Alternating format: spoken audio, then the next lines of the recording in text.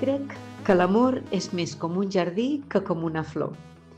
Sovint ens fan creure que l'amor és com una flor silvestre, que creix sola, espontàniament, i que si és el veritable amor, no necessita esforços. Però la realitat és que l'amor s'assembla més a un jardí. Requereix atenció, dedicació i, sobretot, equilibri. Si només dones sense rebre, acabes esgotat, com una terra sense nutrients. Si només esperes rebre sense cuidar, el jardí es marceix.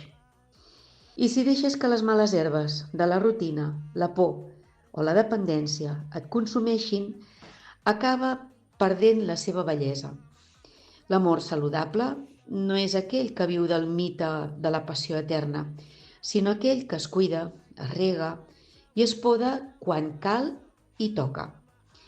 Perquè estimar no és esperar que el vent et porti les flors, sinó aprendre a cultivar-les.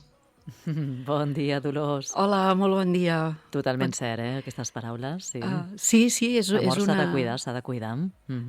És una bona història així metafòrica de que gairebé ens hem de convertir en jardiners per tenir un amor saludable. I bé, avui parlem de l'amor en les relacions. Podria ser l'amor en les relacions en general, però en aquesta ocasió, com que parlarem de mites, de creences que tenim, coses que hem après a través de pel·lícules o a través de la cultura.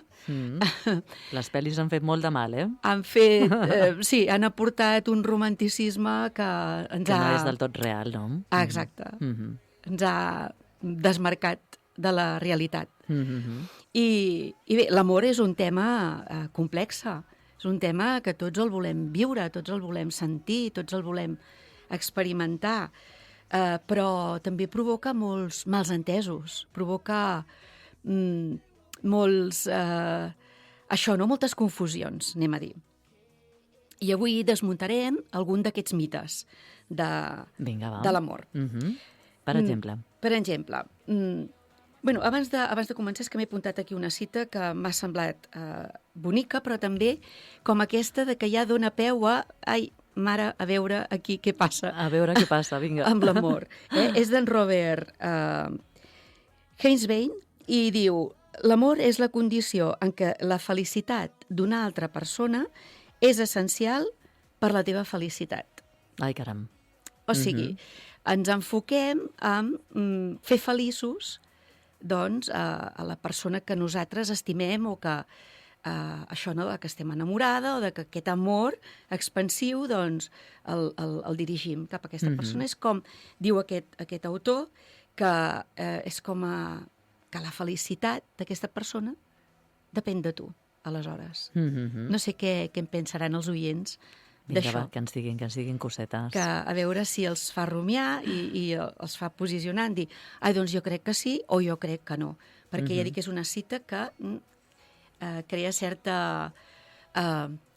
pensament així de dir, no ho sé ben bé, o vols dir que és així. Anem-hi per els mites. Comencem per el primer, que diu que l'amor veritable és per sempre. És com que si no és per sempre, ja no és un amor... De veritat. De veritat. No sé què en pensaran també els oients, si realment ho creuen així o creuen a través de les experiències que han tingut de que no.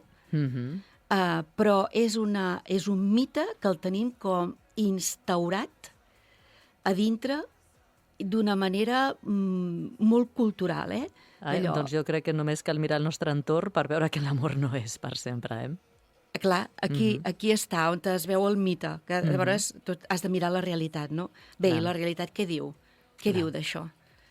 O sigui, realment les persones quan això, no, estimen algú, a tothom amb un 100% li comporta acabar tot, o sigui, durant tota una vida, i veiem que no. Després costa molt quan es trenca una relació, vols dir, no? Que costa molt, clar.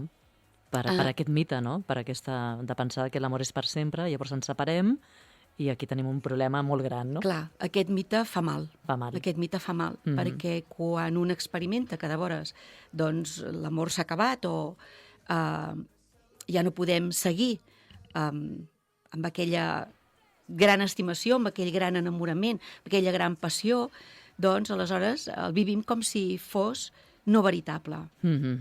De fet, hi ha moltes experiències així. Jo tinc una amiga que ella, quan es va separar, comentava, diu, és que ho he vist com que ha sigut un engany. 20 anys d'engany. I clar, li deia, home, dona, o sigui, tu el que vas viure era de veritat. En aquell moment, sí, clar. En aquell moment era significatiu. No, perquè, fixa't bé, no ha pogut durar com sempre, com els meus pares, o com, jo què sé, qui conec, els meus tiets, o com...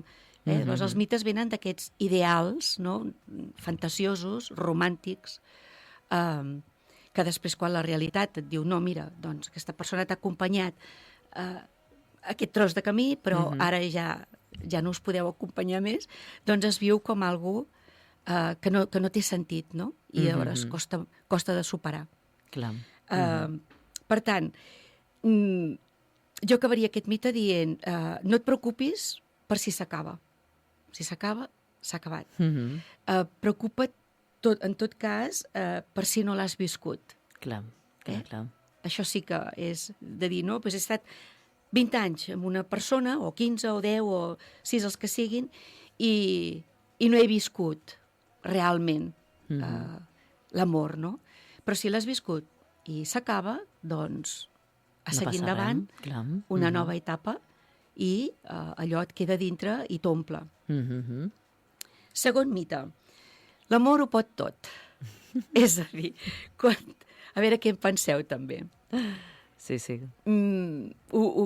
ho creiem així realment, que quan una persona té amor, que ho té tot, ho pot superar tot, i com que és algo com si l'amor fos una vareta màgica. I no. L'amor... podem sentir la màgia de l'amor, no?, d'aquest sentiment, però no és una vareta màgica. No ho cura tot, no ho pot tot i no ho abarca tot. Hi ha una pel·lícula, no sé si l'haureu vista, el La La Land, que és un musical, i en aquí és aquest mite, no?, de realment l'amor ho pot tot. O sigui, dues persones que s'estimen moltíssim, però que hi ha coses irreconciliables en elles, no? Com és, per exemple, en el seu cas, són els projectes de vida que tenen. Aleshores, un pot estimar molt amb una altra persona, però si té un projecte totalment diferent, aquella persona no seguirà endavant. És irreconciliable. Aleshores, és molt difícil, aleshores, sostenir-lo.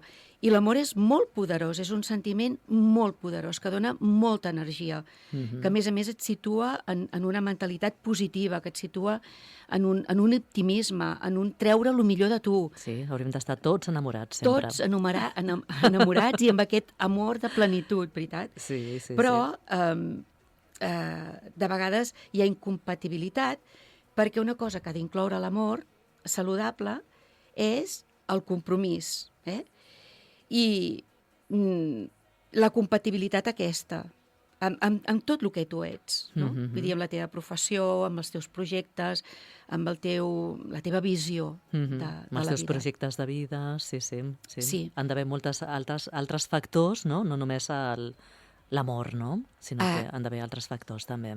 Aquí. Prioritats en la vida, no? Sí. Sí. I, el cinema està ple de històries d'aquestes mítiques, en què una de les persones enamorades, o el que sigui, doncs, sacrifica projectes seus o part de la seva vida per l'altre. Continuar amb la relació amorosa amb l'altra persona. Vull dir que l'amor ho és tot, és molt poderós, però també és molt complexa. És una situació de les persones que és complexa.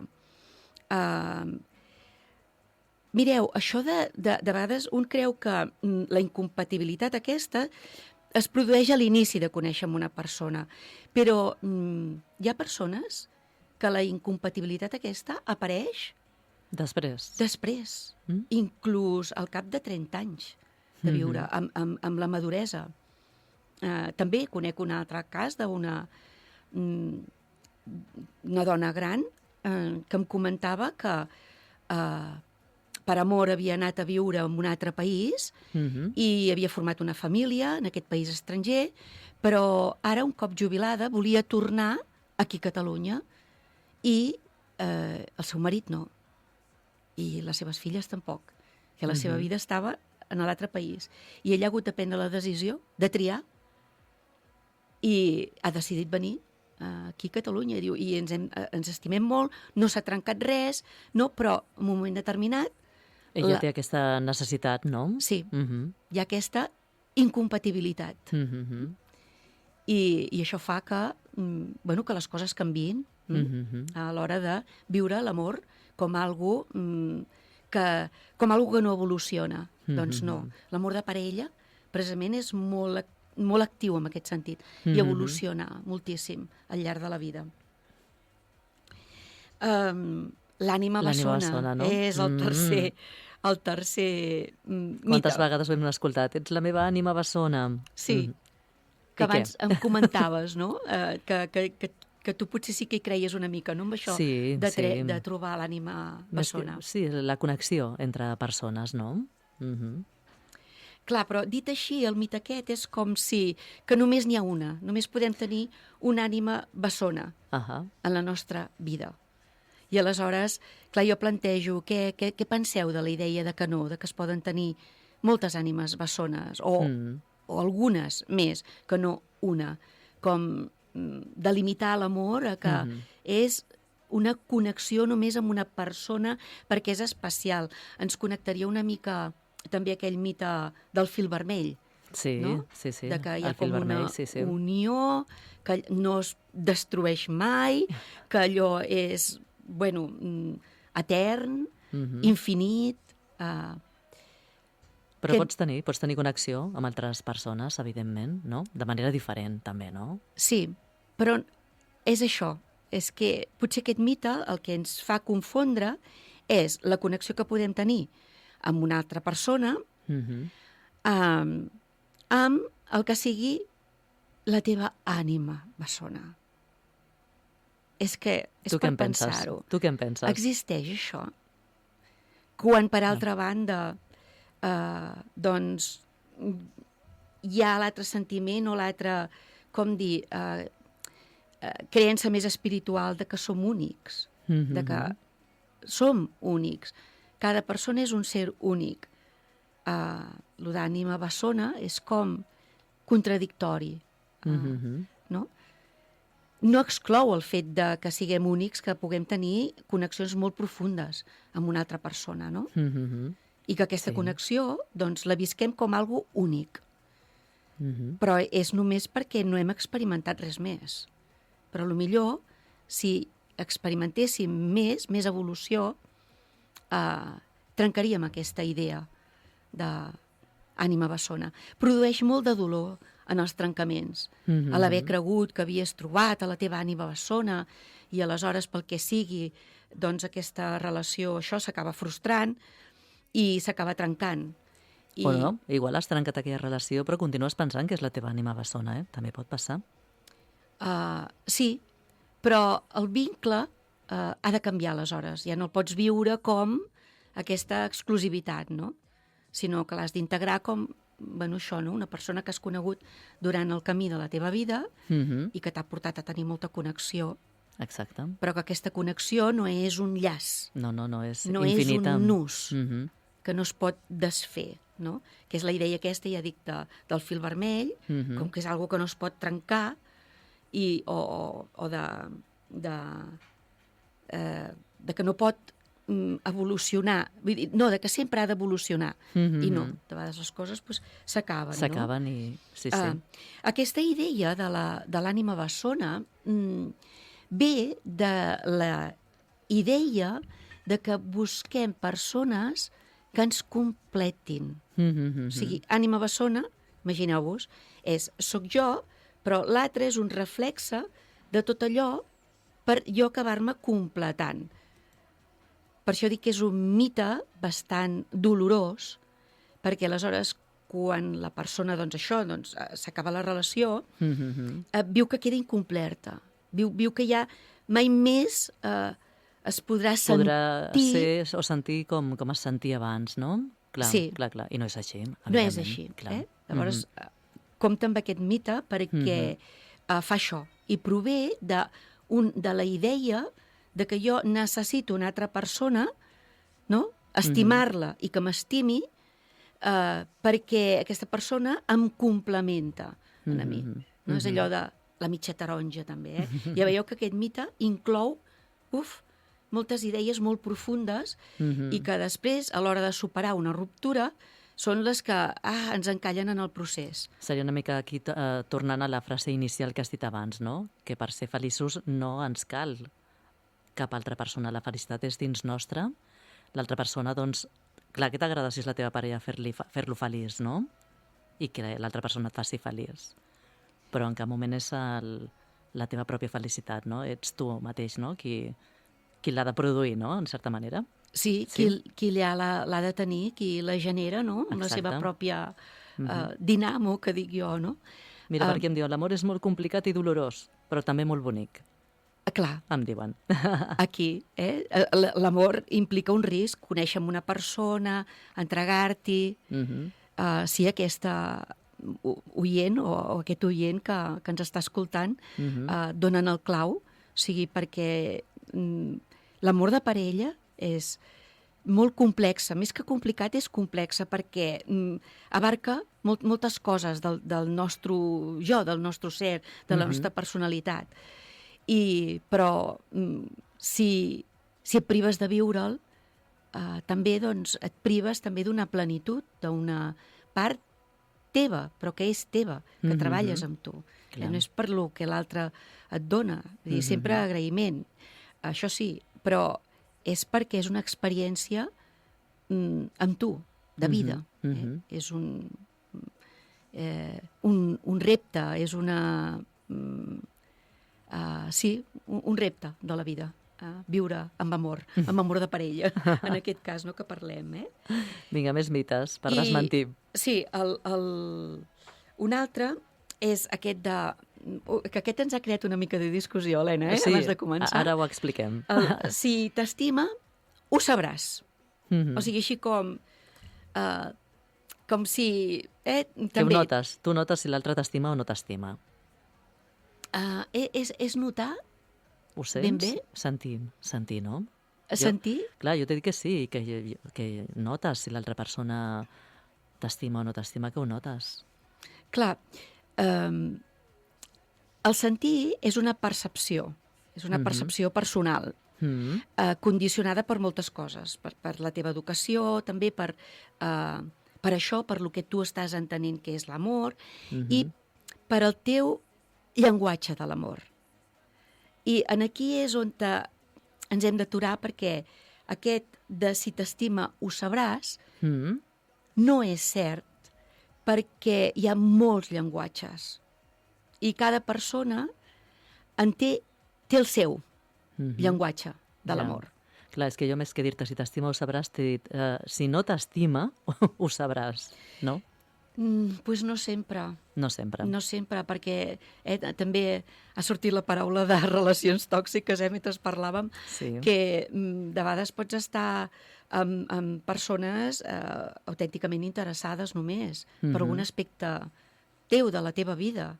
I existeix això que se'n diu manipulació. I aquí, per exemple, se n'aprofita... Aquí ja obriríem un altre tema, més llarg. Sí. Vull dir, aquests estafadors de l'amor, les persones que han viscut una experiència així ho expliquen. És que jo notava que sí que m'estimava, jo notava que sí que em volia, i estaven totalment equivocades. Vull dir que no és així, també és un mite. El que sí que és cert que les relacions s'ha de treballar això, no? La sinceritat, la coneixença, entrar en profunditat en l'altra persona, no?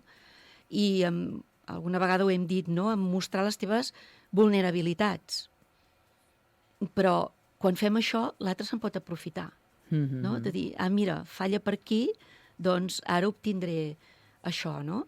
Per això de vegades també les relacions de parella són com una transacció, de dir, i ha d'estar com equilibrat.